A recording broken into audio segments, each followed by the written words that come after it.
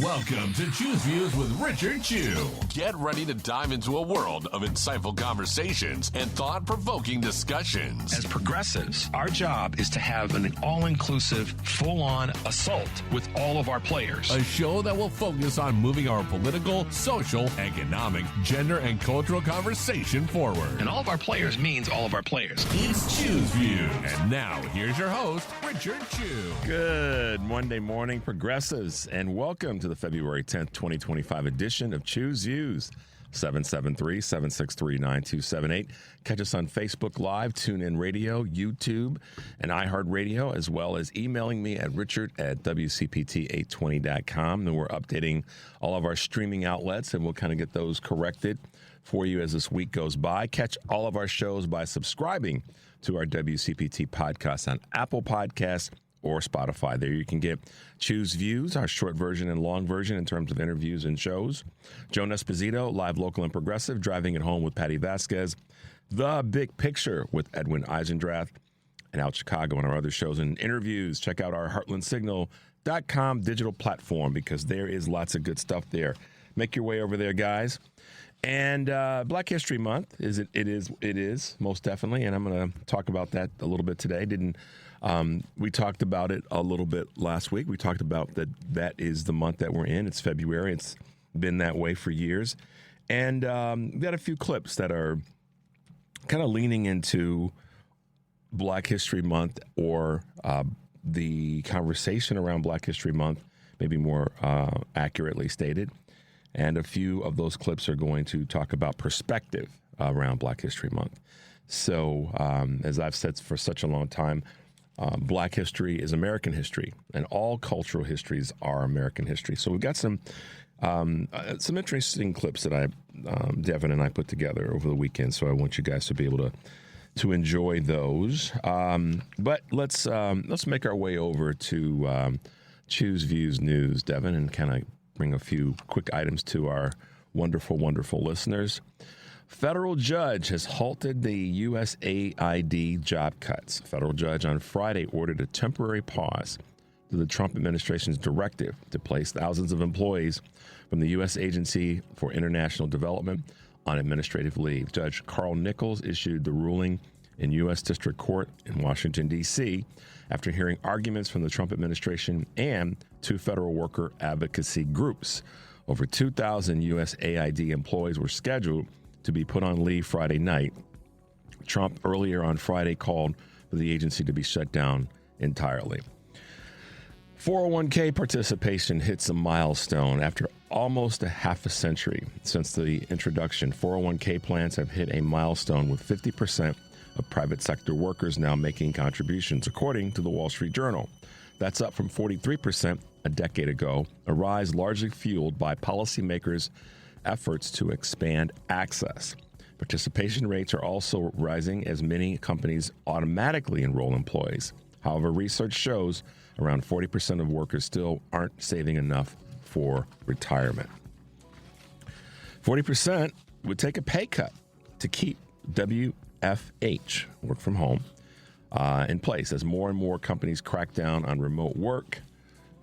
Retailer Gap is the latest to call its corporate staff back to office. A Harvard Business School study underlined many workers' continuing preference for remote options. Per the study published this week, 40% of work-from-home employees would take a 5% cut rather than return to the office, with 9% claiming they'd forego as much as 20% of their salary.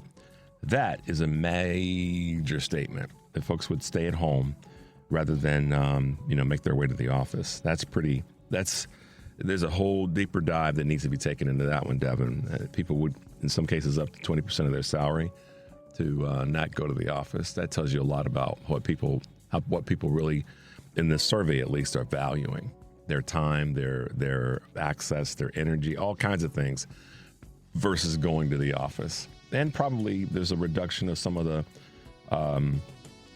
the workplace stress that they don't have to deal with. So, all right, juice brands feeling price pressure. What's that mean? Orange juice spots on America's breakfast tables is no longer guaranteed.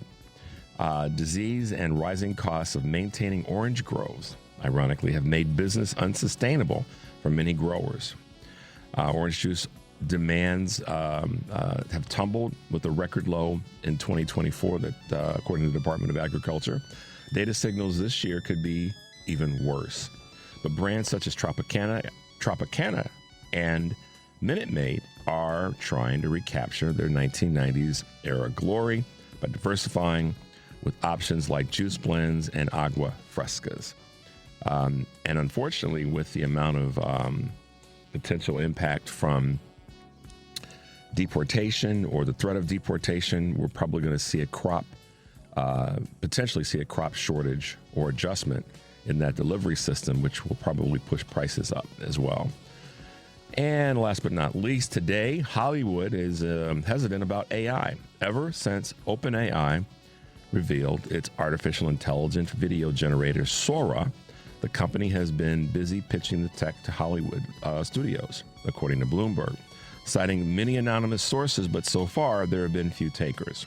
While some AI tools are already used by filmmakers and fueling Oscar season controversies, streaming-scarred studios may be skittish about rushing into complex new partnerships with tech companies, as well as concerned about the blowback from labor unions.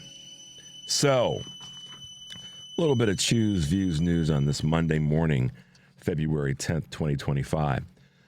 All right, guys, we'll talk about yesterday's occurrence, that being the Super Bowl, which is now come and gone again. And I've got some observations and a question that I want to put to you guys. I'll give you my observations, and then I'll put the question to you before we go to the break. So, observations. Not so much about the sport itself, the game itself, in terms of, we know that Kansas City did not win the third time in a row, and Philadelphia Eagles really showed up and showed out, as the phrase goes. I was saying that some of the guys here in the studio last week, my prediction and why, and my prediction was right. I predicted that Philadelphia would win. And I'm going to tie this to something you guys may not see, but I'm going to still do it because it's part of how we try to put the show out to you guys. I predicted that Philadelphia would win because I think that they had less pressure on them to win. 3 times is pressure there to win 3 anything. But I also felt that as I told the guys here, that Philadelphia had a defense that was better suited for winning this particular Super Bowl. So that's my little bit of sports analysis of the game. I'll stop there. I told Devin, I said, a little bit that I do know, about the football, if you want to call it even knowing something about football, maybe more opinion, was that. So there you go. But here are some of the observations that I'll make that I've just sort of paid attention to the last 12 hours or so. And that is that the game, the peripheral conversations around the game on social media were in some ways bigger than the game itself. I saw so much on social media yesterday and particularly last night that really spoke to something that I think is part of the broader conversation for all of us in this political, social, and economic times that we are in. What do I mean by that? So, many of the comments on social media focused around, and this is how I'll put it. Donald Trump can't pick a stock, he can't pick a cabinet, and he can't pick a Super Bowl winner. So, but much of the commentary, many of the comments that I saw on social media were around how many people had they picked their team based on where we've landed politically. Seriously, or they not pick their team. Some of their rationale behind who they were picking. Let's put it that way. Devin gave me a squint, and he said, like, you sure you want to say it that way? That's not how I meant to say it. Thanks, Devin. Much of people's commentary was around the social and political impacts of where the teams and the organizations have been. And, we know that there's the commentary around, Taylor Swift and her being in a relationship with Travis Kelce, and we also know the information around Mahomes and his wife and the kicker Butker, whatever his name is, and their positions on women. We know all that's been out there. Okay, so a lot of people were sort of nana boo boo. The chickens have come home to roost in terms of your belief about what women's roles are in life and alone in a marriage, religion, and of course the current administration. And that was people made their assertions based on how they sit politically. It's really interesting to watch, Devin, the numbers of people that were like, you're on the wrong side of social issues and yada, yada, yada. But the other side of that is there are people who've made similar comments about Philadelphia in terms of how what we know publicly or what's been put out there, some of those key players and where they land on issues. And Jalen Hurts would come top of mind because of his position on a number of things. And one of the things that's widely known now in the sports world and the business world is that his team of advisors are all women. And he's made it very clear that he feels that that's the best route for him professionally, on and off the field. So I think a lot of people have taken certain things to heart and how they view their athletes. And so my question, and again, the other piece I wanted to make, a point I wanted to make before we hit this break, is the statement that was made during the halftime show, subtly and overtly by Kendrick Lamar. And, you guys heard what I said about the NFL taking end racism out of the end zone. They replaced it with some other words. They could have kept it there. I think they still dropped the ball, no pun intended. They could have had 3 or 4 messages: end racism, end sexism. They could have had a variety of messages around the end zone. It would have been nothing but good for our community. The NFL dropped the ball there. However, this is the question that listening and watching the commentary on social media leads me to. And I want to hear from you guys on this. Of course, our number is 773-763-9278. Where are we, or where do you think we are as a society when it comes to sports and politics and social issues and economic issues? Where are you? I'd love to hear from you guys in terms of what you think. And I'm going to give you a couple of sort of signposts, recent signposts. Clearly Trump has made his comments about sports. And there's been others that have made their comments about athletes. And, most certainly Trump made his comments about Colin Kaepernick and other football players a few years ago. Laura Ingraham, the Fox bleach blonde, made her comments about LeBron James and Kevin Durant, just shut up and dribble. So I'm curious what you guys think about how sports have a relationship with social, political, economic issues. And I want to hear what you guys have to say about that. And I'm not trying to lead you in any direction and promise me on that.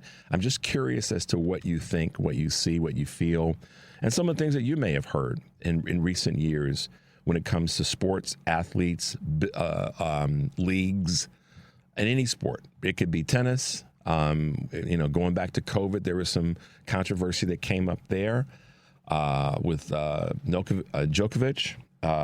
There's been stuff with the NBA. There's been stuff with Major League Baseball. Interestingly, not as much. There have been points with other global sports in terms of soccer, and the list goes on. I want to hear what you guys have to say, if you even have an opinion, on sports, politics, social, financial, political issues. We're going to take a quick break, though. Number is 773-763-9278. This is Choose Views, and we'll be right back. Good morning. You're waking up with Richard Chew. Good morning. Good morning. Good morning. We're live and ready to hear from you. Text or call us now at 773-763-9278. Same number. Simple as that. Let's get the conversation going on WCPT 820, Chicago's Progressive Talk. Hey guys, welcome back to Choose Views, 773-763-9278. So, I'll give you a quick little bit rundown of the week. Today we have David Peterson with us, the president of the National Philip A. Randolph Pullman Porter Museum. Great guest this month, and it's part of celebrating some of the key moments in Black history. DeMario Cooper, who is a co-executive director of the Center for Popular Democracy, will be with us tomorrow. Abe Scar, state director of the Illinois Energy and Utilities Group. Kurt Muller will be with us on Wednesday. Nicole Hallett, professor of law at University of Chicago. And Dr. Keys, who is the author of They Hear Expecting Greatness. That will be with us on Thursday. And then Karen Byrne and Natalie Zambia, who is the good friend of the show and councilwoman up in Woodstock, Illinois, will be with us on Friday. Sherman Dilla Thomas, the ambassador of the DuSable Black History Museum, will be with us as well. So looking forward to all of our guests this week. And man, oh man, was last week crazy or what? We had Mayor Johnson with us on Friday. We had one of the EPA leaders with us as well, Colin with EPA, Rich Logis leaving MAGA. Jamal Cole was with us. Nick Rios from the Lung Association. Holly Kim in studio with us. Candace DeMatteis was with us. Really busy week this week again, so we're looking forward to all of our guests. But I want to go back to the question that I asked before we went to the break. And what do you guys see as the conversation around sports, politics, social, and economic issues? Where do you land on that? What are your thoughts? I'm curious what you have to say. You can send me a text, of course, but give us a call so we can chat a little bit about that. I saw this really cool posting this weekend about Costco, and let me just read this to you guys. And I thought it was just kind of spot on, and thought you guys would appreciate this. So let me just pull this one up real quickly. So we went to Costco today, bought enough coffee to last 2 months. On the way out, I stopped at the customer service desk to say, I know you've lost some memberships. I also know you've gained new members. I hope it's an overall plus for you. Most of all, I want to thank you for supporting the American people with Costco's position on DEI. Please tell your manager. He replied, actually, it's a landslide. We've gained many more new members than we lost. The ones we lost are unpleasant people. Wow. Okay, so we don't know that they lost the people because of. We can speculate all day long, but the message is there. And what is the message bigger and even beyond what this person at the service desk said back to the customer? I think the message is this. I think the message is that when you get behind an organization that is about supporting people and making people's lives better, people flock to that in a stronger way than they do to an organization that wants to make people's lives worse. I believe that in all my heart. I think that the essence of humanity is about moving things in a positive direction rather than in a negative direction. And what Costco has decided to do is say, we're going to move our organization, because it's founded in our belief system, in a positive direction to help the community, the specific and of customers and the broader community of the country. And I think that they're being rewarded for taking that stand. Oftentimes, if you listen to the family meeting, whether I'm on or not, Eric talks about, standing up for something, believing in something, and not really giving a darn about what people have to say about it. And Costco is taking that position. And the crazy imbalance is that Donald Trump's trying to go after Costco now for taking a stand to help people.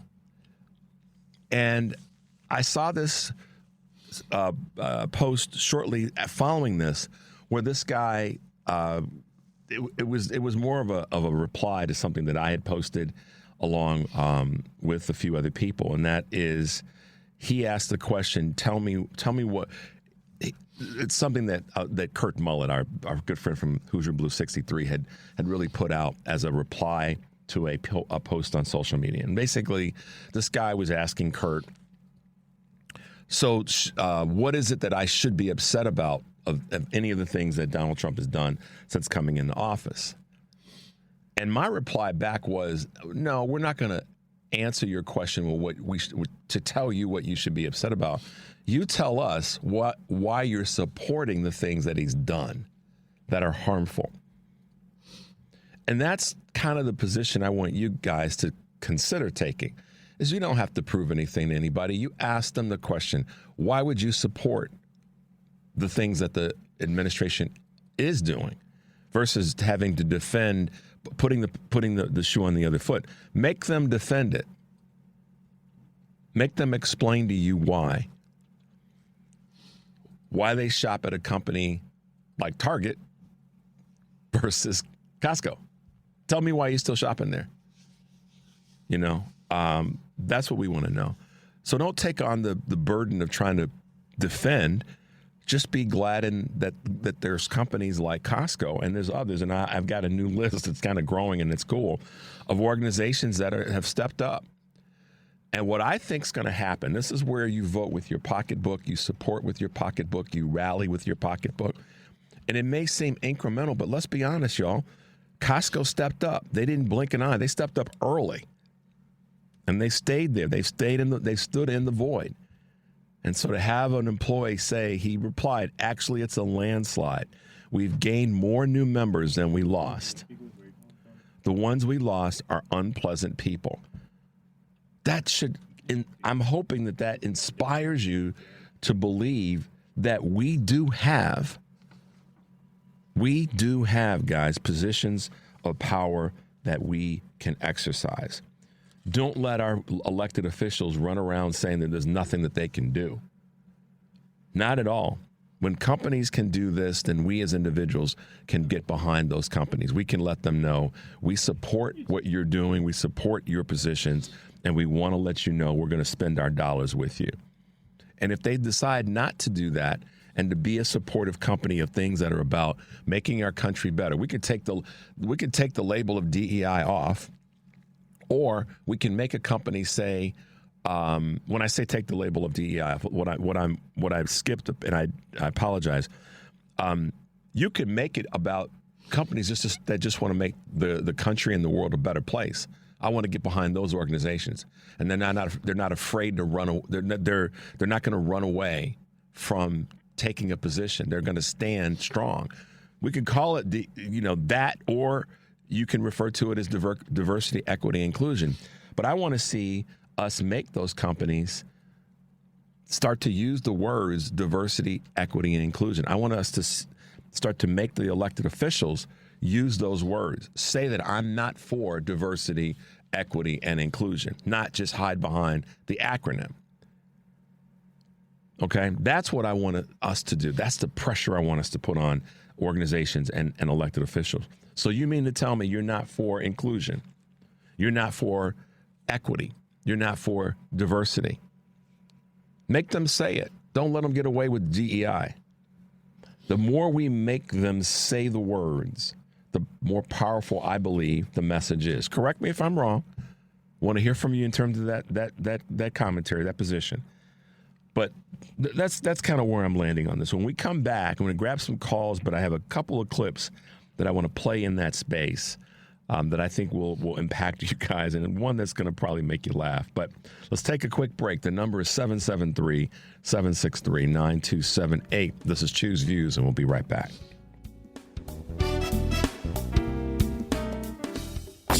It's Choose Views with Richard Chew on WCPT 820, where facts matter. Hey guys, welcome back to Choose Views, 773-763-9278. Yeah, there's a lot of stuff on social media that's unfortunately slamming the Kansas City Chiefs. Not so much for the loss, but really, again, like I said, the commentary is about where we are socially and politically right now, and I think that there's a lot of folks that have they're not afraid. Let me put this in the positive. They're more encouraged by speaking their mind about the things that they saw, and I'm curious about your thoughts about the nexus of politics, social issues, and sports. Because clearly people are making their statements about that all over social media. And it's interesting. I'm curious where you guys are. One thing that I found interesting, Devin, and this was a monetary part of this, that's part of the deal with the presidency, but the cost of him getting there and being there was somewhere between $18 and $20 million in terms of, how they break down the cost of a president's travel. But that is part of. I don't like it, but I'm certain that we could get all into the conversation around that and the waste and so forth. When particularly we got this group called Doge that's supposed to be about government efficiency. He could have watched it from the White House, had a nice party, and spent far less money. Just saying. But that's me. We're going to talk a little bit about 2026 elections in the Senate, which I want to break some things down for you guys. But I also want to talk about House Representatives. I'm going to say this. I'll hold this till after the clip that I want to play for you guys, because I said before the break that we're going to talk a little bit about DEI as it relates to this Costco piece. So I want you to hear this clip that Devin and I put together.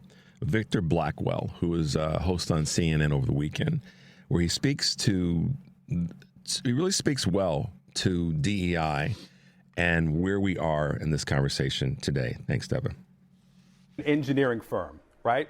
Engineering firm goes out to schools, 10 schools every spring, and they go to the biggest engineering schools to recruit. Now, what we know about engineering majors is that they're predominantly white males. So if you go to those big programs and you hire based on meritocracy, it's more likely you're going to hire more white males because that's your pool. Now, if that firm said, we'll go to a couple of those schools and a couple of HBCUs and a couple of Hispanic serving institutions, a couple of women's colleges, but they still use that same meritocracy system, they change no standards, that is DEI. DEI is not replacing the meritocracy. It guarantees access to the meritocracy. They don't lower their standards. They broaden the people who are available, the people who have access. Because if you go to just those schools, those same schools with the same demographic, that is legacy. That is nepotism. That is favoritism. That is the opposite of a meritocracy. So for the definition, hawks out there you go. That's how you look at what diversity, equity, inclusion is designed to do for it. It's designed to improve, not take away. But the reality in this conversation is, and this is going to hit some people a certain way, and it's going to ruffle some feathers. DEI, really, in the context of balance and to what Victor Blackwell said about making sure that we keep the pool strong, it's really about an evolution of things that's taken place since the mid-'70s. And that is when we first started talking about affirmative action. And affirmative action, as so many people have thrown out the phrase, that affirmative action has most certainly benefited one group more than others, and that's white women in the workforce. There's no question about that. But also in terms of college, the numbers don't lie. The math on that is irrefutable. And over the last 4 decades, since the early 80s, since Reagan's administration, the growth of women in corporate positions is not close to where it could be or should be. And I'm talking all women. but it's undoubtedly increased, without any question, the access to women to seats of corporate power. But, and again, I don't know anybody beat me up about, yeah, but Richard, it's not. I know that it's not where it should be or could be.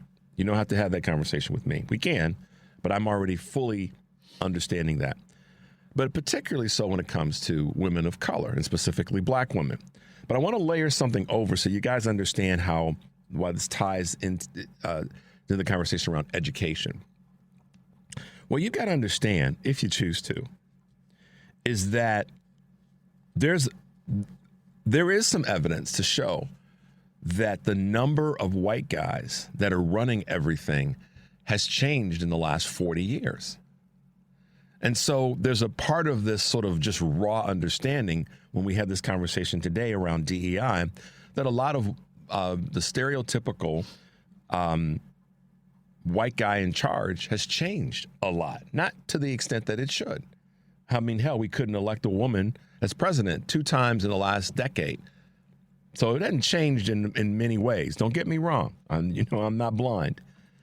However, the pushback has been veiled as that we're getting less competent people into the roles that should be run by white guys.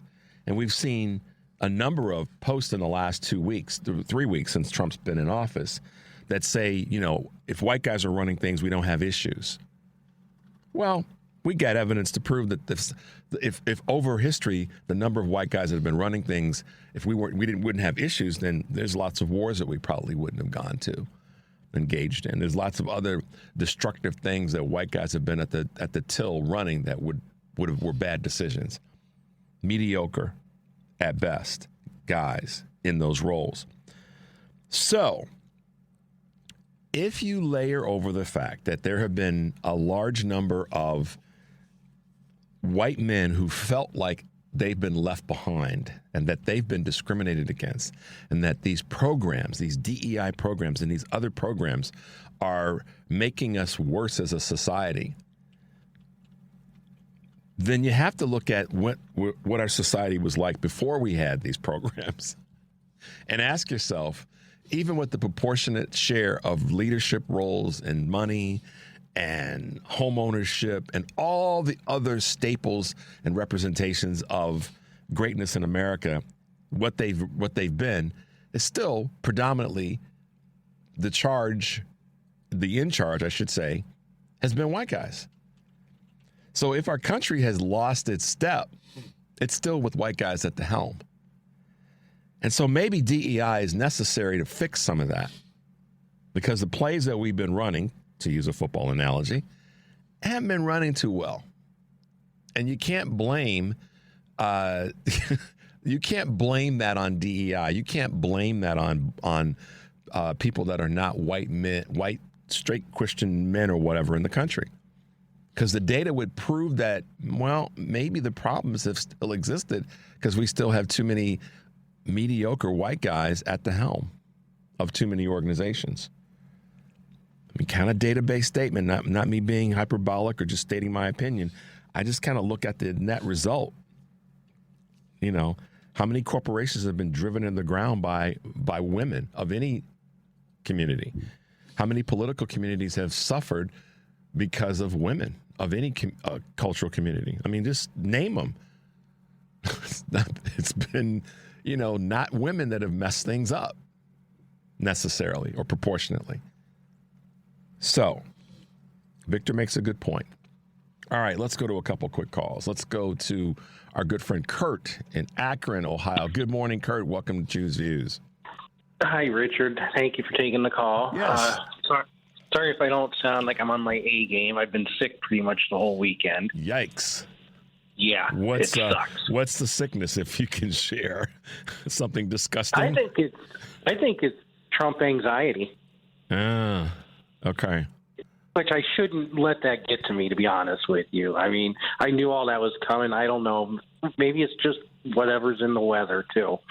But anywho, to piggyback on what you were saying about the DEI and all that stuff just now, and then I'll get to the topic at hand that I called about. wouldn't you say that George W. Bush and Donald Trump could have been DEI hires, given the fact that they inherited the daddy's businesses and everything they touched goes into the ground? You know, like didn't the Texas Rangers go into the ground when Bush had his hand in it, and Trump? And how did he get into Yale? I mean, we know the story from everything that we've all had the ability to read is how Bush too got into Yale was because Daddy stroked a check and stroked some egos and legacy. Well, we need to also remember Prescott Bush probably had something to do with that too. Sure. His grandpa. Sure, absolutely. So, that's a DEI. That's an affirmative action, move. But yeah, your point's well taken.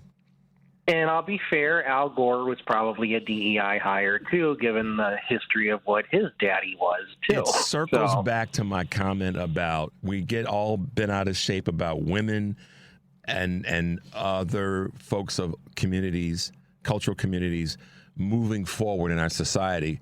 And whether it's on the left or the right or in the middle, we can look at a lot of mediocre white guys who've had legacy as part of their ascension in the life that we live. That's a fact. And I'll tell you what, the only two people I can think of right now that actually did, I'm going to say three, that actually did do it on merit to a degree because they didn't come from money, they didn't come from a family name, were Bill Clinton, Barack Obama, and Joe Biden. In recent and even times, Kamala Harris. Yeah, in recent times, yeah, it's been Biden, Harris, Obama, Clinton. Even Jimmy Carter. I mean, there's I'll even say Nixon. In terms of Republicans, the last one that really made the ascent on his own would probably be Nixon. In all fairness, maybe Jerry Ford. Yeah, but in the broader sense of not just politics, but in life in general, in business, in education, we have so many examples of mediocre people being in those roles, and some of it's legacy, and a lot of it's, to your point, the other side or a different view of DEI. Right, and I wanted to be fair in that whole thing because I don't want to make it sound one-sided, like it's only Republicans, because there are Democrats too. Absolutely.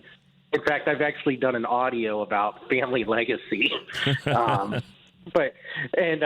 Anywho, the reason I called, you asked about politics and sports. Got it.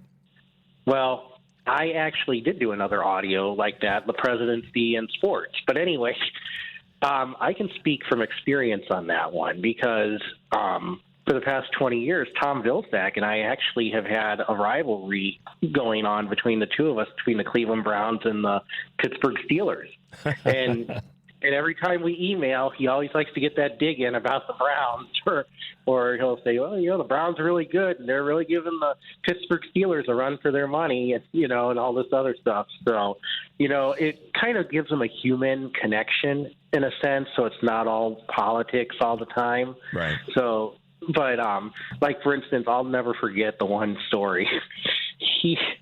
We went to the USDA back in 2010. My wife and my parents and I were in D.C. and we visited him over in the USDA for about an hour. And he was telling us about the weekend before. That was in October of 2010. And I don't know if you remember the game in early October of that year between the Pittsburgh Steelers and the Baltimore Ravens.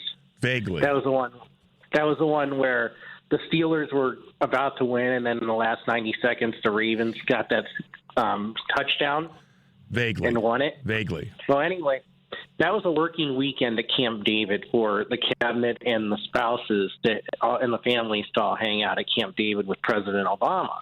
Well, President Obama had that game up on the TV, and it was towards the end of that game, and Barack Obama says to Tom Vilsack, well, Tom, it looks like your Steelers are going to pull this one off. Great job, or something like that.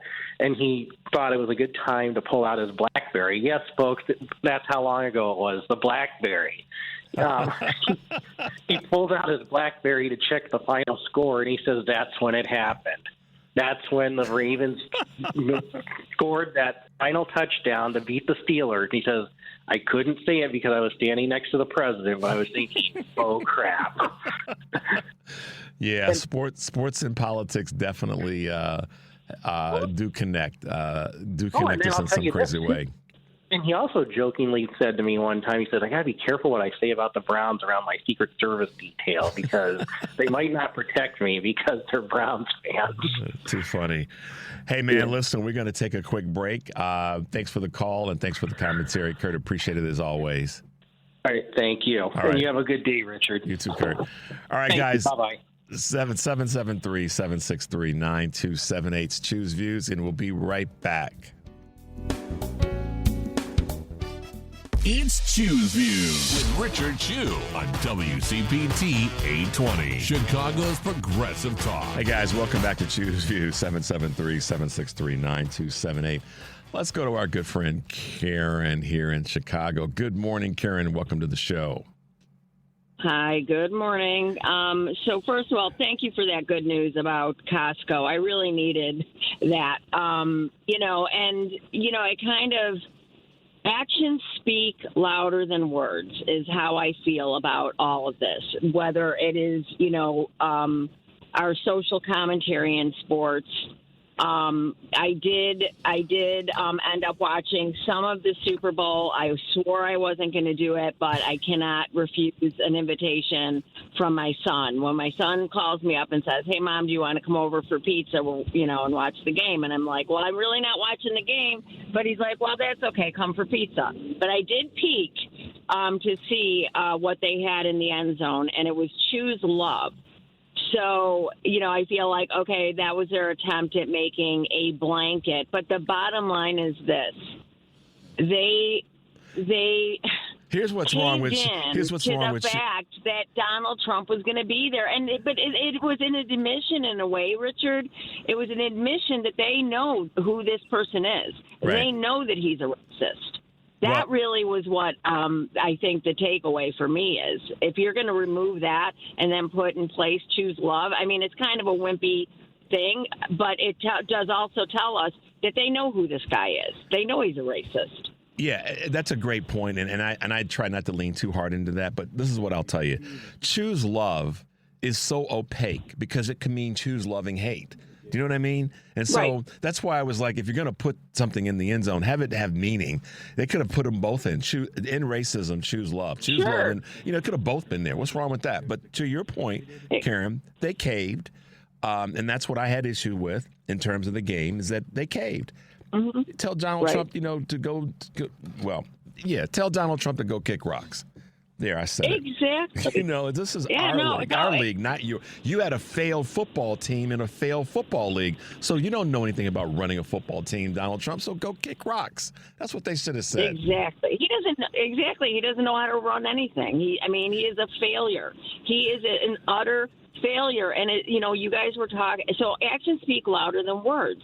And so for me, Costco is good for them, and they deserve all of those new memberships. And I am going to again call Target and tell them. But bottom line is this: actions speak louder than words. They can sit there and still up on the Target app or on their website have Black History Month and and message all they want. They caved. And so, and as far as DEI goes in relation to convicted felon 47 and George W. Bush, they were not they're not DEI hires. They're Nepo babies who had the advantage of having legacy and we cannot cede this. We have got to keep saying this. DEI is merit-based. Yep. First and foremost, which is what you were saying. So those examples, they are not DEI hires in any way, shape, or form. Yeah. They are Nepo babies. Victor Blackwell's a segment that he did on that was really powerful, and that's why I thought I would, in line with the Costco comment from the service manager, I thought it would be good for folks to hear. I mean, it is really about it. It actually raises the standard. That's the thing that, but again, I go back to, I try as best I can to go back to, so where is some of the origin of this? Well, some of the origin of this is from mediocre, Nepo, legacy white guys that now that they're not getting what daddy used to get, they're blaming it on their lack rather than their lack of ability to compete. And that's why I wanted to kind of, meld those two together. But I hope you enjoyed the pizza. I did. I mean, listen. It's a lot. It's pizza. Yeah, it's pizza. It's pizza, and it was good. It was, it's just, it's heartwarming and it's gratifying to see my boys grow into such lovely men who respect women, who they understand the assignment and the fact that they still want to hang out with their mom. I appreciate that. But I wanted to say, I sent you an article too, and I think my concern is that there are a lot of things to distract us right now with convicted felon 47 and him flinging poo and saying stupid things all the time. Over the weekend, Russ Vought gave what was supposed to be read-only access to Elon Musk and his muskrats. He gave them much more in-depth access to the consumer, the Consumer Fraud Protection Bureau. Financial. Consumer Financial Protection Bureau, which came about, if people recall, as a result of the Great Recession. And so over the weekend, I called my bank to see if I could get interest rates lowered on my credit card. That's all.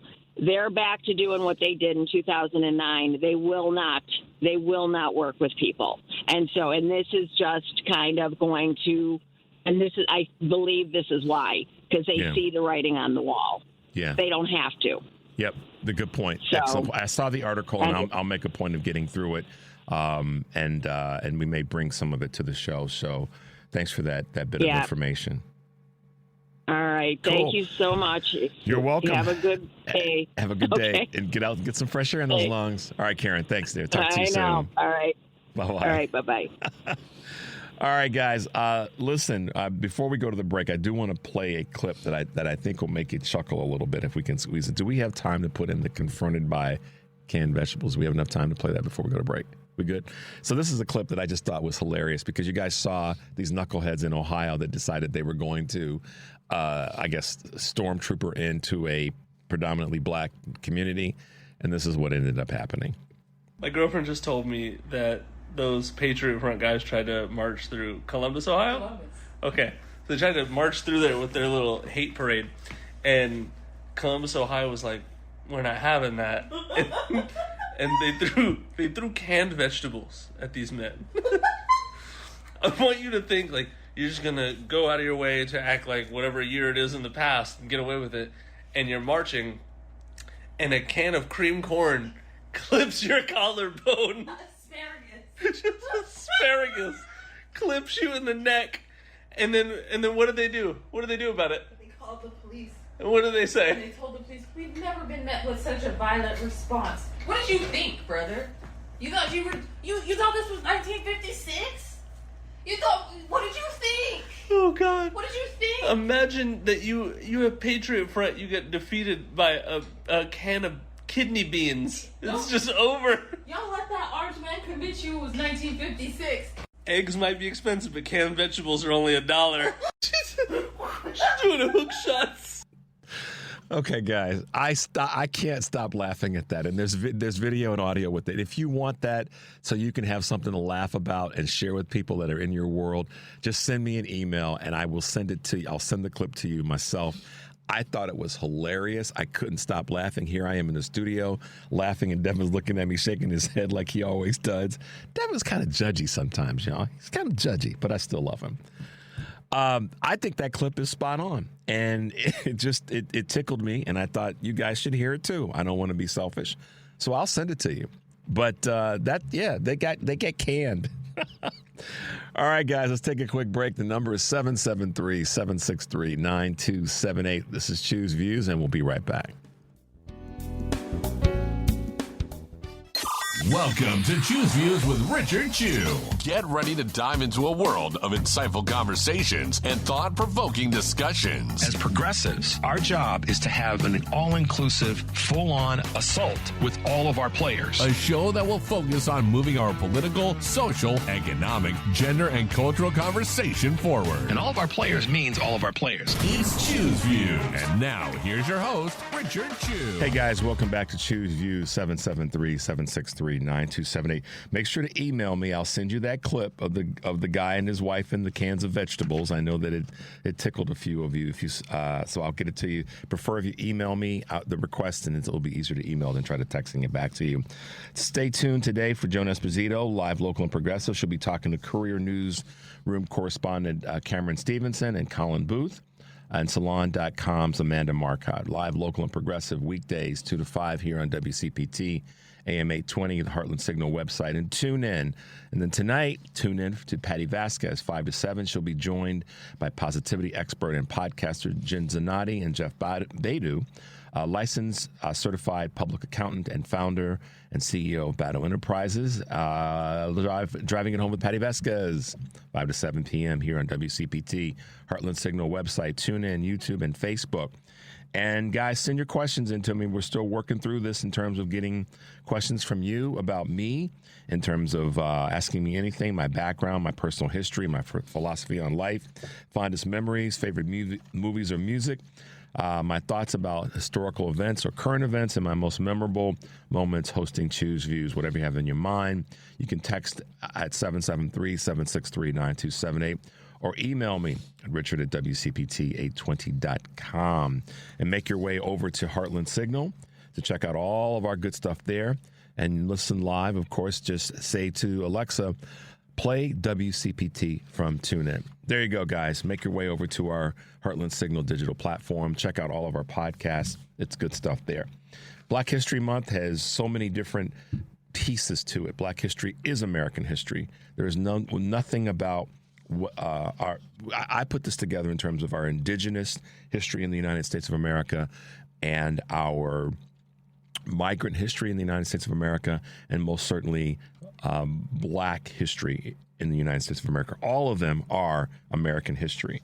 But there's always a specific thing. There's a group that always has done something that a lot of people don't know a lot about. You hear a little bit about it, but you don't always know some of the historical perspectives. And with us this morning is one of our guests, is David Peterson Jr., who is the president of the National A. Philip Randolph Pullman Porter Museum. David, good morning and welcome to Choose Views. Great morning and happy Monday. How are you today? I'm doing great. And yourself? You doing well? I'm outstanding. Thank you for another opportunity to come on and speak with you this morning. Absolutely. Well, the anniversary it's Black History Month, and we always are gonna find so many new things that a lot of Americans don't know about, whether they be Black Americans, Hispanic Americans, Native Americans, Caucasian Americans, and the list goes on, that don't know about some of the historical things that have taken place in the country that really kind of work their way back to some sort of anniversary event around Black history. And this right now is one of those years where we're marking the 30th anniversary with regard to our A. Philip Randolph Pullman Porter Museum. Tell us a little bit about that. Absolutely. Well, first and foremost, in addition to this being the 30th anniversary of the National A. Philip Randolph Pullman Porter Museum, it is also, and probably more significantly, the 100th year of the organizing date of the Brotherhood of Sleeping Car Porters. And that is important because more than just a history museum or a community organization or a constituency organization, we are first and foremost a cultural institution. But secondly, we are manifestations of quantum physics. Why do I say quantum physics, right? Why do I mix history and physics and science, right? Well, I mean, at the core, our people are, since we're in Black History Month, we already know our people are the originators of science and math anyway. But that's another call. I'll call in for that one. But, we must understand that energy never dies. It simply transfers. So 100 years ago, August 25th, 1925, at the Elks Lodge in Harlem, New York, Asa, Philip Randolph, Milton Webster, and several other porters, representatives of the porters, took a trip to Harlem, New York, where they had their first meeting, which later wound up being the organizing date, again, of the world's first and only black labor union to receive a charter under the American Federation of Labor.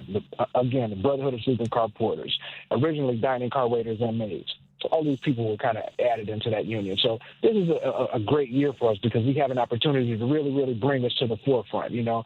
And we're glad that over these last 30 years that the museum has been in existence, founded by the one and only Dr. Lynn Hughes, we are now responsible for sparking that flare and so many different organizations, people, et cetera, that now finally see the importance of it and want to tell that story themselves. It's amazing, amazing, amazing, the history of so many of our communities in America. But the one that, you know, we are celebrating this month, that being Black history. And I've said this so many times, Black history is American history. And when I say that Black history is American history, the things that we celebrate during Black history ultimately come back to something that impacted the country in a way that many people don't realize. They just don't know. And the Pullman Porters is an example, in my observation, of one of those things. The whole rail car system changed because of what the Brotherhood of Sleeping Car Porters represented. They represented a sense of elegance, a sense of social dynamic, and a group of men that were taking it on themselves to improve their lives and the lives of their families while serving people, while serving to make sure that folks who were on rail cars had a good experience.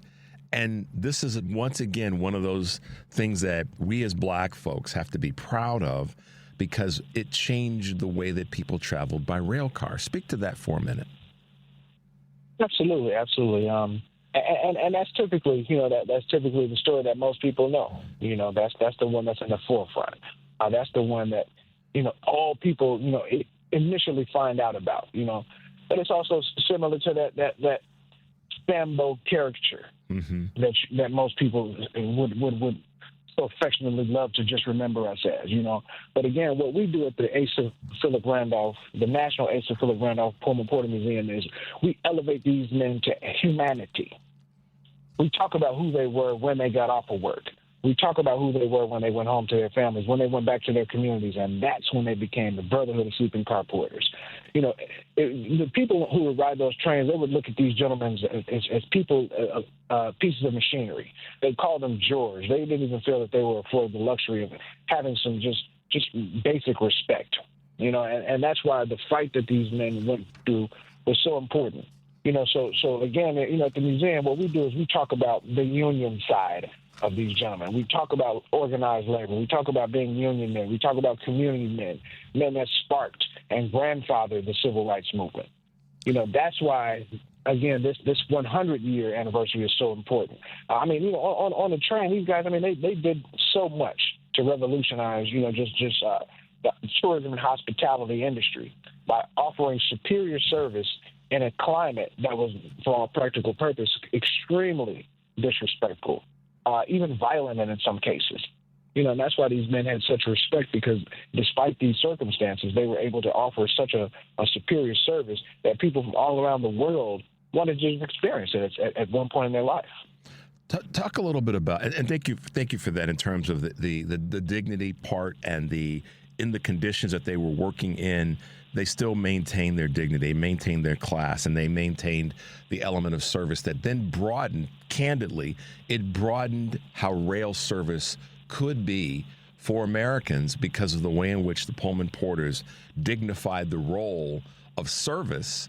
They then raised the standard of service on rail cars throughout America. And that's the part that we have to be proud of in terms of what our ancestry in this category has represented.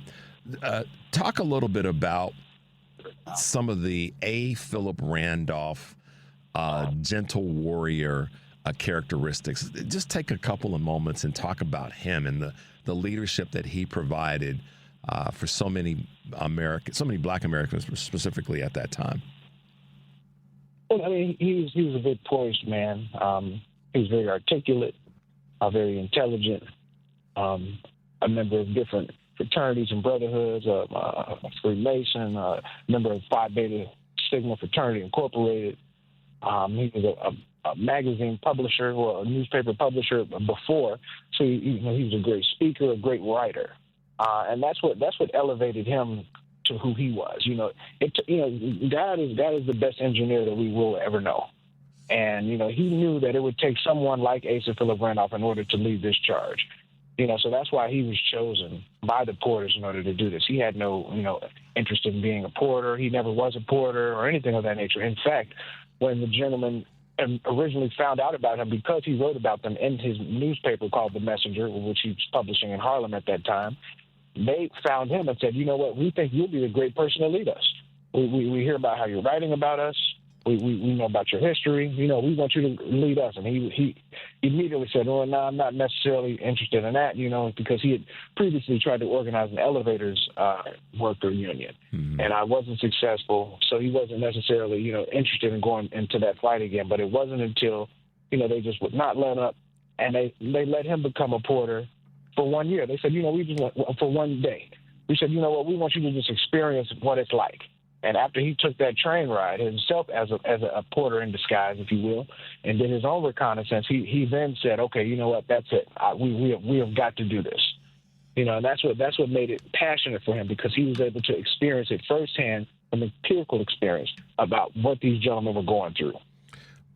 And what's great about that is that experience that he had, and that being, quote, incognito, allowed him to gather data. But it also leaned into, from all that I know about Mr. Randolph's work, is it helped in establishing what a lot of people in America, in the general population, don't realize, is that the collective bargaining and the ability to create collective bargaining as an agreement with major corporations, had it not been for A. Philip Randolph and for the Pullman Porters, we wouldn't. It's a very strong possibility, I should say, that we wouldn't have some of the strength of unions that we have today when it comes to collective bargaining. That's right at the lap of these sleeping car porter union members at that time, and it's carried forward. Absolutely. I mean, without Randolph, there are a lot of things that we wouldn't have. And so many people, black, white, purple, dotted, and spotted, take for granted. It's so easy to just make things a race thing. Oh, it's black and white. No, this isn't even just American history. This is world history. This is labor history. This is women's history. It's just so many different historical contexts that this crosses over. Asa Philip Randolph, if it were not for him, there would have not been an Executive Order 8802. Which was signed and passed in 1941, which banned all discriminatory practices in the armed forces and work-related fields, which then ended discrimination in the Army. Yep. So therefore, and work-related fields. So therefore, there are no black post office workers, working for a federal agency without A. Philip Randolph and this executive order. There is no international advocacy for the Tuskegee Airmen if there is not an A. Philip Randolph. Yep. There is no black representation in the American Federation of Labor. Without a doubt. There is no March on Washington, which people only remember a soundbite of King's speech there. Yeah. This is an entire movement that took place for this march. It wasn't just a speech. Part of that reason, David, is because that's the easy stuff. It's easy to have, Dr. King's speech be the thing that everybody wants to remember. And it's notable and it should be remembered. But the conversation really is, how did we get there? And I'm of that historical perspective of, okay, where does this originate, and how did we get from A to B to C to D? Let's pivot a little bit, but not too much. I want to talk a little bit about the gala. Many of you guys may not know this, but you should know it, and it's coming from my voice, that there is going to be a Gentle Warrior Awards Black Tie Gala fundraiser on Saturday, February 26th. from 5 to 10 p.m. The event will take place at Wintrust Grand Banking Hall, 231 South LaSalle, here in Chicago. And that's going to be emceed by ABC's Chicago personality, Hosea Sanders. Talk a little bit about that. Who's being awarded this year, if you can, David? Yeah, and again, that's actually Saturday, February 22nd. We typically do it right around our organizing date, which is February 25th. So we usually do it the Saturday annually of that. So in addition to Jose this year, we brought on someone to help him out a little bit since it's our 30th. So we brought in Val Warner. She's going to be the co-host as well. So we're excited about seeing her. So ABC is very, very heavy in representation here. But we're honoring descendants of distinction this year. So we've added that category just to talk about some of the people who are descendants of Pullman porters who have brought forth such greatness. And that's Donna Miller. She's a Cook County commissioner. Yep. She's a descendant of a Pullman porter. And Barbara Bates, fashion phenom. So she's been in the fashion game for decades and made a huge imprint in the fashion world for African Americans and for women. Yep. We're honoring U.S. Congressman Hakeem Jeffries. We're honoring April Verrett. She's the first black president of the National SEIU, which is the largest union. We're honoring William Bill Lucy, awarded posthumously. So he's a gentleman who's a founding member of Chicago Black Trade Unions and our former president, Demetrius of AFSCME. He made his transition, but we want to make sure that people understand his legacy because he was absolutely a freedom fighter for us. And also Michelle Flowers of our Flowers Communication Group, another person who's been in this game, in the advertising game for decades, and has never yielded. She maintained her autonomy, and we're proud of the work she's done. Also Kevin McLaughlin, he's executive secretary, treasurer of the Mid-American Carpenters, and also I'm a hometown hero, Bernardo Gomez. He's the City of Chicago Community Engagement Manager, also chairman of Disability Employee Resource Group, disability-led fellow. And that's the first time that the City of Chicago has ever had an office like this for people with disabilities like that. And also we're honoring an organization, the Black McDonald's Operators Association. They are, they do a lot of different things in Hammond, Indiana, as well as the Chicagoland area. Yeah. And, they're actually a national organization, but the Chicagoland ones are the ones we're honoring because of the intentional work that I've seen them do to, give back to the community, be present in the community, and, just be a voice within the entire McDonald's, umbrella for Black Americans. So all these different people, there are different reasons that we've given them the awards, but we're really excited and honored and privileged to be able to honor them on this day. I'm excited about it. The names that you listed of the folks that are to be honored are just an incredible list of folks who've done great work and have great legacy in their families inside and outside of the sleeping car porters, the Brotherhood of Sleeping Car Porters, and the impact that they've had.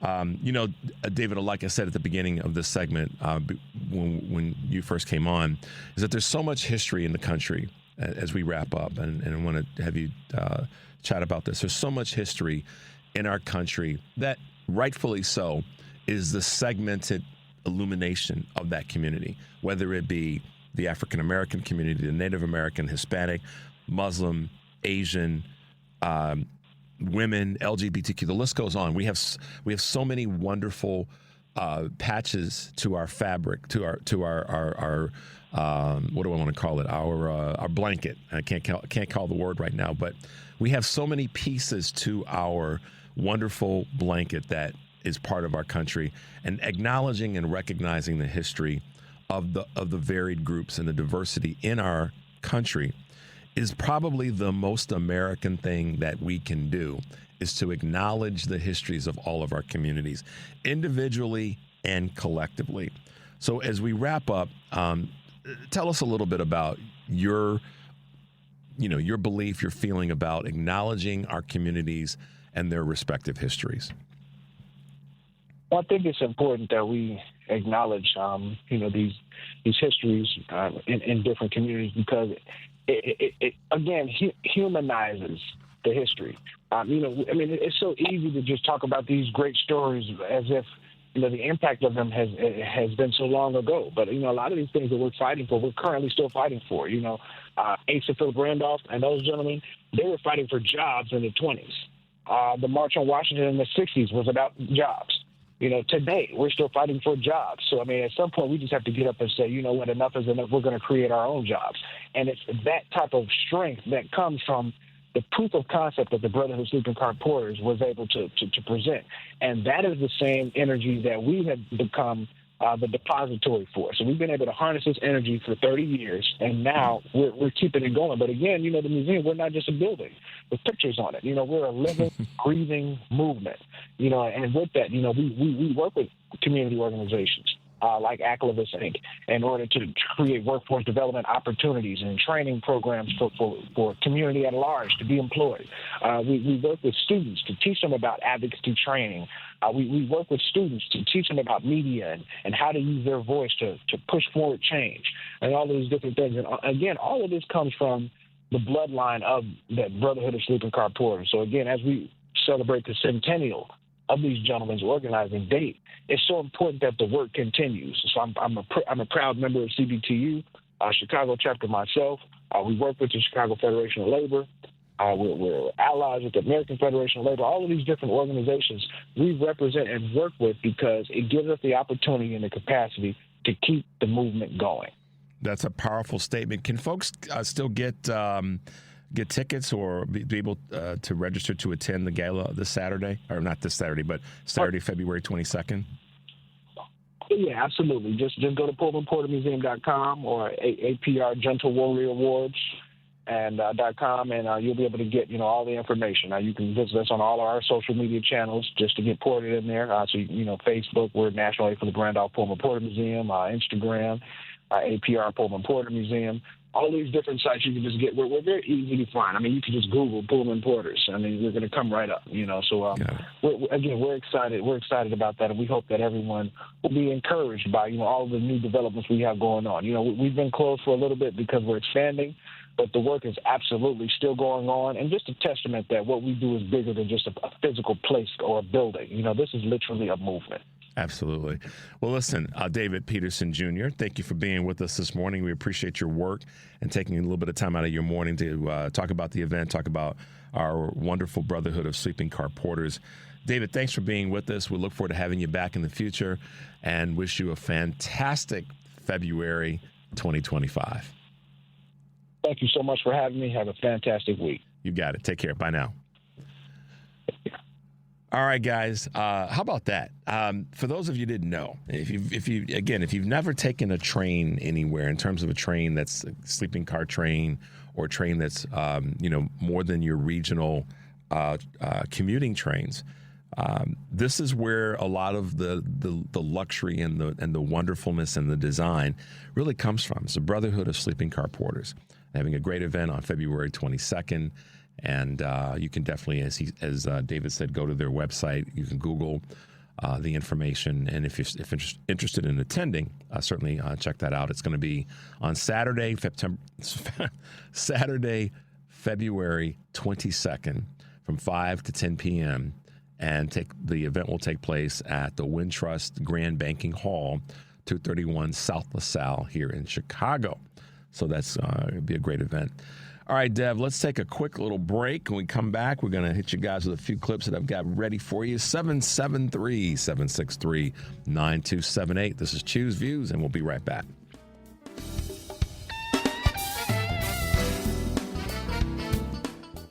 Welcome back to Choose Views with Richard Chu on WCPT 820, Chicago's Progressive Talk. Hey, guys, welcome back to Choose Views, 773-763-9278.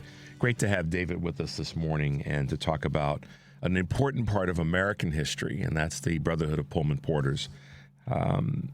They changed the game when it comes to service. They just did. People can debate me all day long about that, but they changed the game. And I'm not just talking about service on trains, but service in general, the service industry. That's who you can tip your hat to. All right, guys, listen, so many comments that I'm getting from people about the Super Bowl and just people throwing, throwing bombs, figuratively speaking, at Donald and his stupid comments overnight and this morning. Anyhow, Donald can kick rocks. All right, so let's talk about some things that we can do, that we can try to have impact on immediately and in the near future. So what am I talking about? All right. We know that we've got the Snucklehead in the White House, and he's got his Doge boys and his Doge boy-ettes and all that. But I've been saying for the longest time, we have to look at the tools that we have in front of us to be able to use to move things forward. And in the 2026 midterm election, this is something that you guys have to pay attention to, and I'm going to do my best to keep it top of mind for you, and that is taking back one of the chambers of Congress.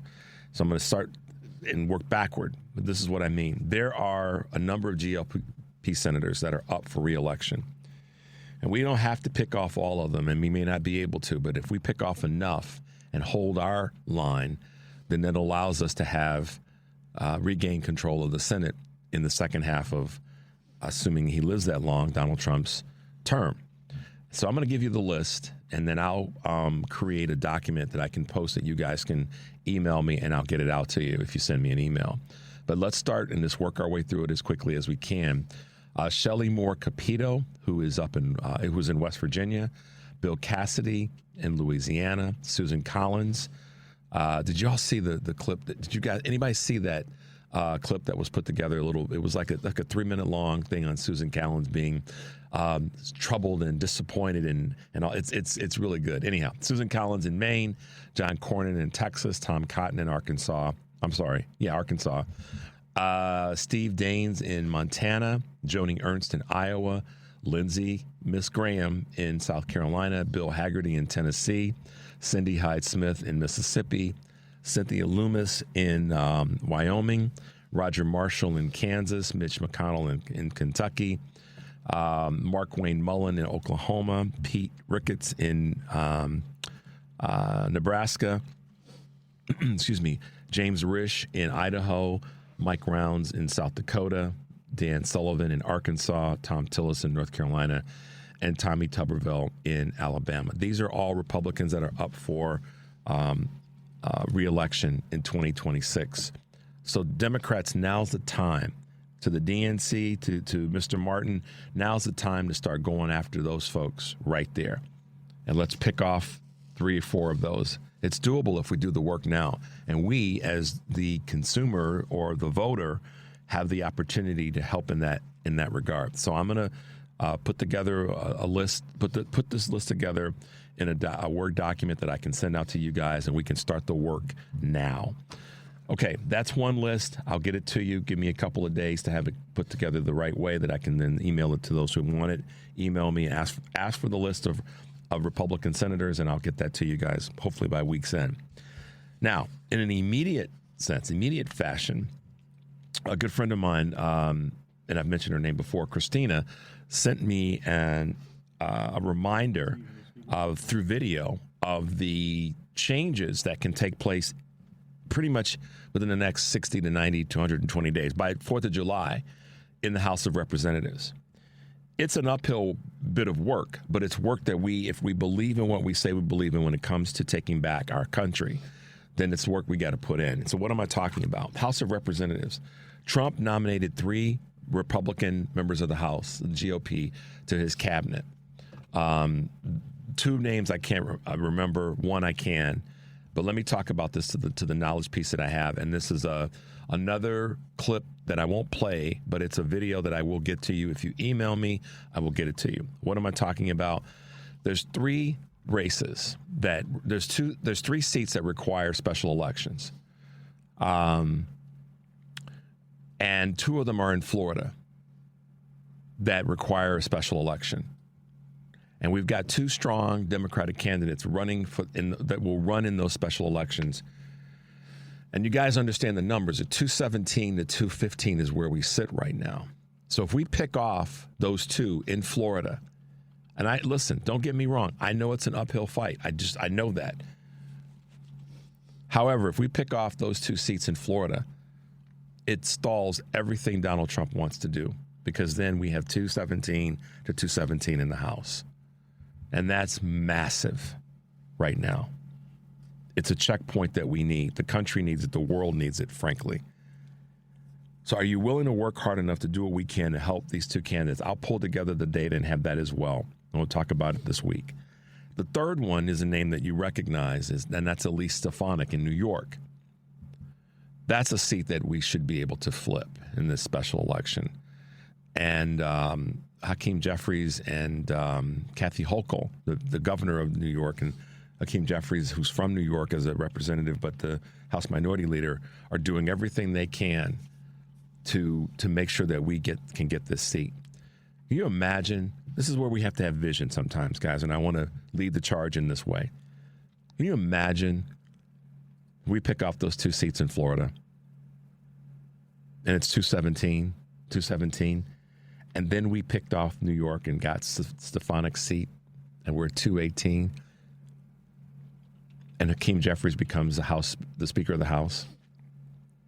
How powerful that would be. And then we impeach Trump and Vance, and then Hakeem becomes president of the United States.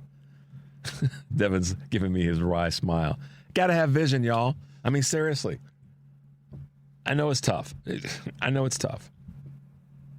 But that's the vision that we have to have. We can't not have vision.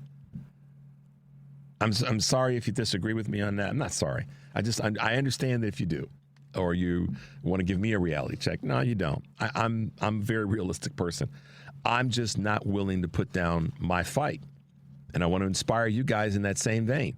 So we pick off 2 in Florida. It's tied 217. Then we get New York. It's 218. Hakeem Jeffries is now the Speaker of the House, third in line for the presidency. And we impeach Trump and Vance. He is then the president of the United States. Why would you not want to fight for that? Give me a reason. And it can't be, well, Richard, it's unlikely that. Stop saying that. We don't have the tools. Well, doggone it. If we fight hard enough, maybe we can get some of these tools back. Last time I checked, that's what part of being an American is all about, irrespective of your community. Is fighting for what you believe and fighting for what you want. So doggone it, let's go about that. And I'm going to keep talking about this, as well as these future Senate GOP seats. But right now, we got an opportunity to make a statement. We're all freaked out and worried and all these other things. Doggone it, put the energy into that rather than just being, and no disrespect to anybody. Nobody take that the wrong way. I'm trying to be inspirational and say, let's help out to get this done. Wherever we are in the country, those 3 seats are gettable. Okay? So, Devin, let's grab a quick call. Let's go to Al in Franklin Park. Al, good morning. Welcome to the show. Hi, Richard. That's funny. I was calling in when you started your little rant there to say don't forget about the races that are happening right now and that we have to be paying attention to those as well, because you had been mentioning the ones coming up at midterms.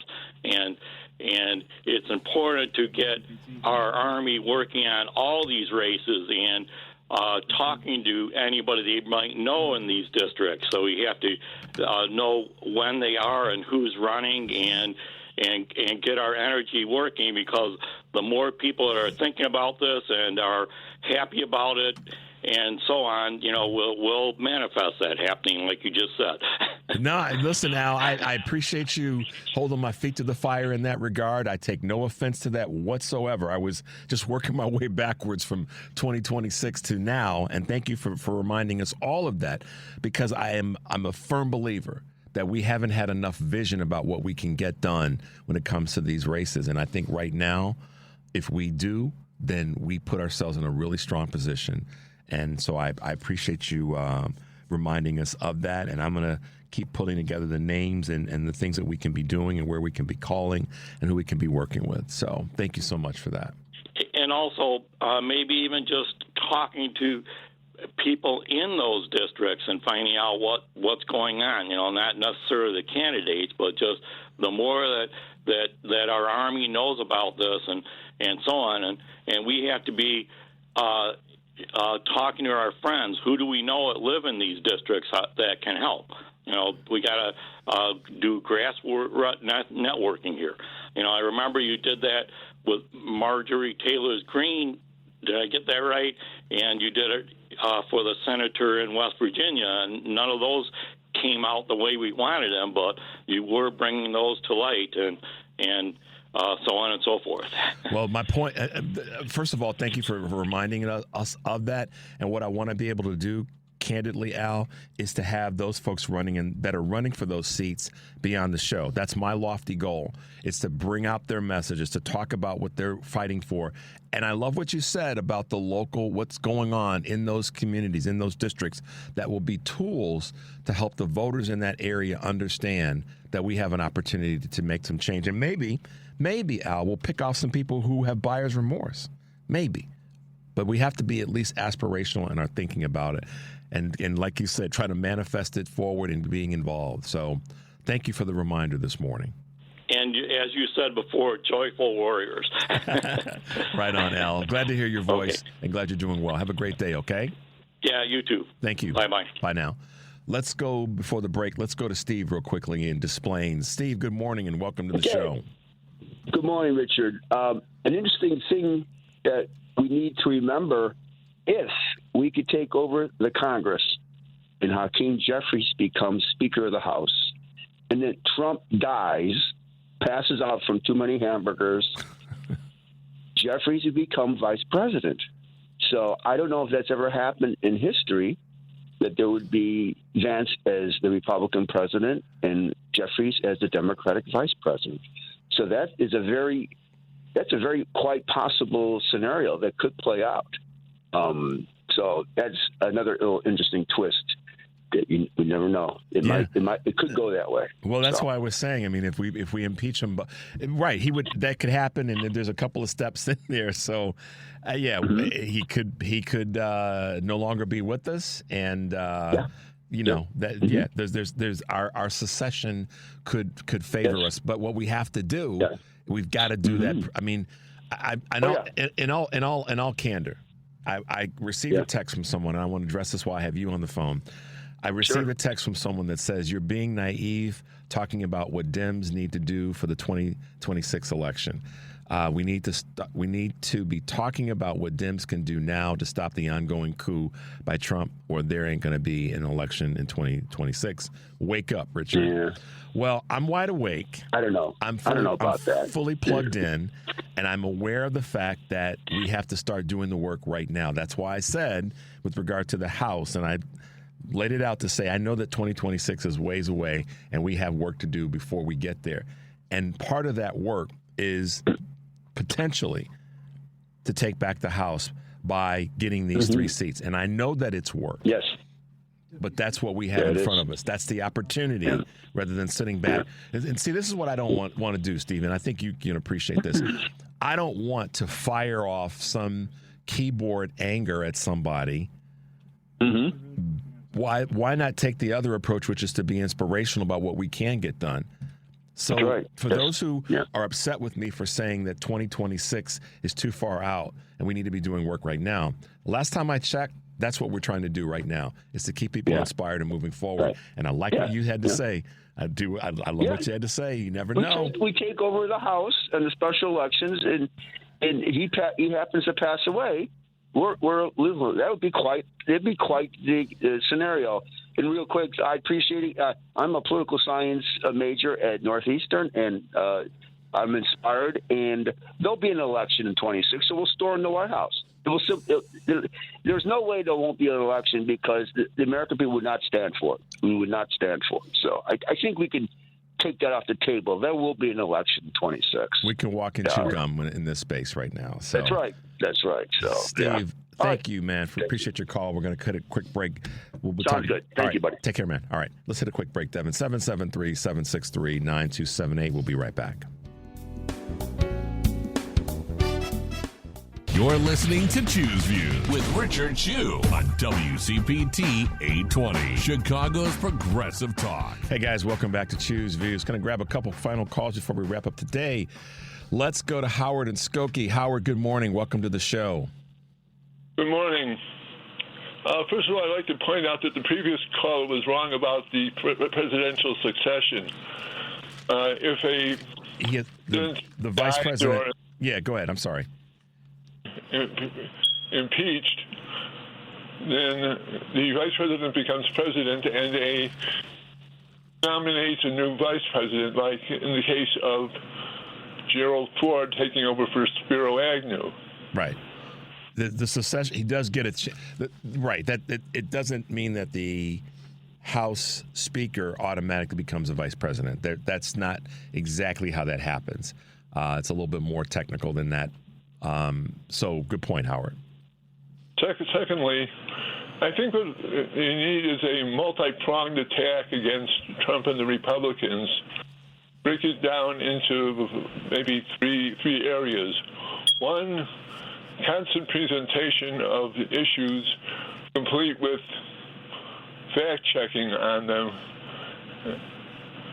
Right. Well, here's the thing regarding that, Howard. What the Dems have to do, and I've been saying this and others have as well, is it has to be from we have to fight with all the tools that we have. And one of them is lawsuits. And the other is that the Senate Dems have to play hardball. They have to play hardball. The House has to, certainly, but the leaders have to play hardball. And hardball, to me, means every single week pointing out the failures of the administration and tactically being ready for a showdown. And one of the big ones that's coming is the government funding and government shutdown. They have to be willing, meaning the Democrats, to be on full display. And to your point about fighting from different angles, it's required right now. It's not an option. They have to fight from all angles, and they have to every single day, unfortunately, but every single day. One other thing that I haven't heard someone talk about is sort of get down in the dirt and get someone who's not going to be a candidate, or a couple of people who aren't going to be candidates, who are nonetheless going to go out and just trash Trump and his associates in the same manner that he trashes everybody else. There's some value to having a person. Howard. There's some value to having a person that's willing to do that. But at the same time, I think that we can have how I believe that needs to happen is this, Howard, is that it needs to be a daily dose of what the administration is failing at doing and the harm that it's causing, so that people know that the Democrats are awake at the wheel and understanding the task in front of us. Does it mean getting dirty, down in the dirt, and all that? I don't know if that's the definition, but it does mean we have to daily have there has to be a daily dose of what's going on. The important thing is to have a non-candidate, so that if whoever runs for office in the future doesn't get bogged down in that, and that someone is the official attack dog, so to speak. I'm nominating Howard from Skokie as that person right now. There's some things I could say. I don't know if I can keep saying it on a regular basis, but I could say a few harsh words every now and then. I get it, Howard. Thank you, as always, for your contribution, and good to hear your voice this morning. All right. Thank you. Take care. Bye now. All right, let's go to Victor, West Coast. Good morning. Yes, sir. How you doing? Good. How are you? Mr. Chu, how do you do? Very well. What's going on? I know today? you sound great. Thank you. I want to say you are a frontline warrior, and we need you on the ground to be the voice of the Democratic Party, because they seem to be reticent in being so vocal. However, I would like to say Black History Month. Without Black history is American history. The entire Southern economy during those slave labor days was built on the backs of black men and black women and black children who did all the work. They built the Capitol of the United States of America. They built the White House. And the whole economic engine of the South was based on slave labor. And we really have to make that point so people can understand how great of achievement that black people have done in service to making America great.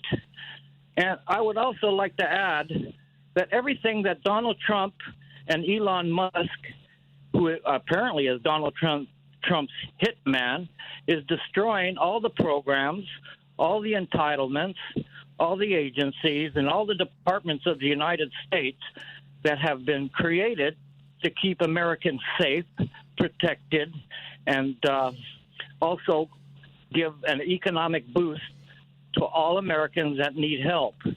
And when they get through done, I still don't understand what the whole entire purpose of what they are doing, because it's going to destroy America economically. And, you know, the people in the South, in rural America, they depend on so many of these services, including the Department of Education, that what will happen is these people will become desperate. Most of Americans will be desperate, and desperate people do desperate things. So I don't understand the entire thrust of what they're doing, because it's going to destroy America and destroy our economy. What is the inevitable outcome? I wish someone would explain it to me. What is the purpose of what they are doing? What is their end game? It just does not make any sense except to destroy America. And I wish people would understand that. Yeah. What do you think? Well, I'm with you in large measure, Victor, because that is what can happen with certain services being removed from so many members of so many citizens in the country. We know that this is carnage. This is craven, and it's in some cases by some experts being viewed as criminal. And so to the one person that sent me the text earlier, I mean, I get it. We got a lot of work to do before 2026. We have that work right now, and we have to maintain every single day a perspective that says we cannot allow the least amongst us to be impacted by these executive orders and these crazy policies and this involvement by DOJ in areas that are so sensitive and personal to so many people. So there's no question in my mind. We have to stay in the fight, guys. We don't have an option. We just don't. I hate to.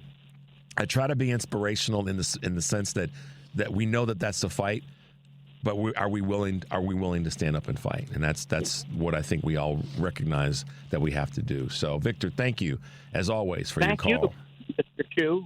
Thank you for what you do, and keep up the great work. We'll do. And our thoughts, prayers, and our action will be behind you. Appreciate it, man. Have a good day, Victor. Stay safe. Thanks for the call. You too. Take care. Be safe. All right.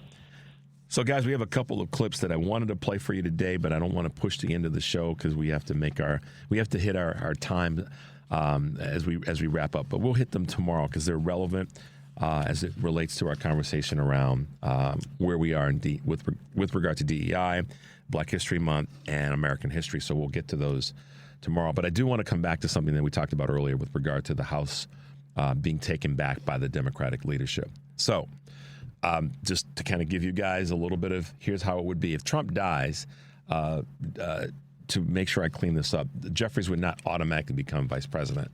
Vance is presumably president, and he would be able to pick. That's how it's always worked. But this is the thing I was saying. To be clear, taking back the House puts Hakeem Jeffries in the position as House Majority Leader. And if they then impeach Trump and Vance, that's how it would change the dynamic of who's the next president. That's what I was trying to get to. So I apologize if I stepped all over that. That wasn't my goal. It was to give you guys some good thoughts about the work that we can put in right now, not just for 2026 midterms, but right now to affect the numbers in the House of Representatives. Let's win those seats in Florida in these special elections, and let's grab that seat that Elise Stefanik has in New York. You never know. You never know. So, all right, guys, end of the show. I can't believe we got here, but we did. And as always, we're going to be back tomorrow. We got a great show for tomorrow. But take a deep breath, guys. Let's make our lives count. We'll see you tomorrow.